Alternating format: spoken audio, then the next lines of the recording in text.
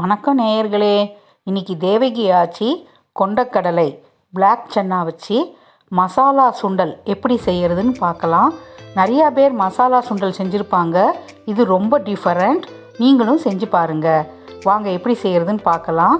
தேவகியாச்சி சேனலை சப்ஸ்கிரைப் பண்ணலைன்னா சப்ஸ்கிரைப் பண்ணுங்கள். பெல் ஐக்கானை கிளிக் பண்ணுங்கள். அப்போ தான் நான் போடுற வீடியோஸ் உடனே உங்களுக்கு நோட்டிஃபிகேஷன் வரும். பிளாக் சன்னாவை ஒரு 8 மணி நேரம் தண்ணியில் ஊற வைக்கணும். அப்புறம் குக்கரில் கொஞ்சம் உப்பு சேர்த்து ஒரு 10லேருந்து 15 நிமிஷம் நல்லா குக் பண்ணணும்.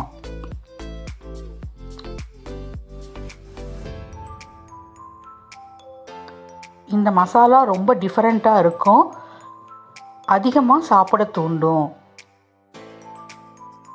கொண்டக்கடலை நல்லா வெந்துருச்சு, சாஃப்டாக இருக்குது. இதுக்கு கொஞ்சம் பேனில் எண்ணெய் ஊற்றி வெறும் பட்டை மட்டும் சேர்க்கணும். வெங்காயம், கொஞ்சம் நறுக்குன இஞ்சி துண்டு, கருவேப்பிலையை சேர்த்து நல்லா எண்ணெயில் வதக்கணும்.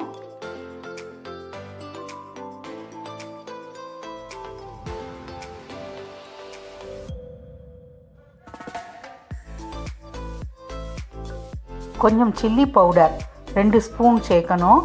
அது எண்ணெயில் நல்லா வதக்கின பிறகு கொஞ்சம் தனியா பவுடர் 3 டேபிள் ஸ்பூன் அளவு இதில் சேர்த்து எண்ணெயில் கொஞ்சம் நேரம் வதக்கணும்.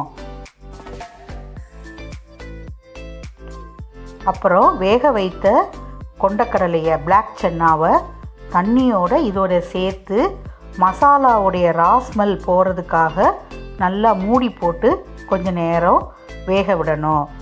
சன்னா வேகிறதுக்கு கொஞ்சம் உப்பு போட்டோம். இப்போ மசாலாவுக்கு தேவையான அளவு சிறிதளவு உப்பு சேர்த்துக்கணும்.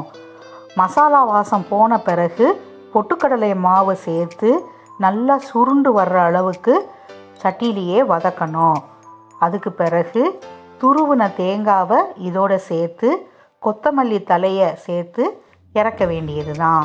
இது டேஸ்ட் ரொம்ப சூப்பராக இருக்கும். ரைஸ்க்கு வச்சு சாப்பிடும்போது இன்னும் நல்லாயிருக்கும்.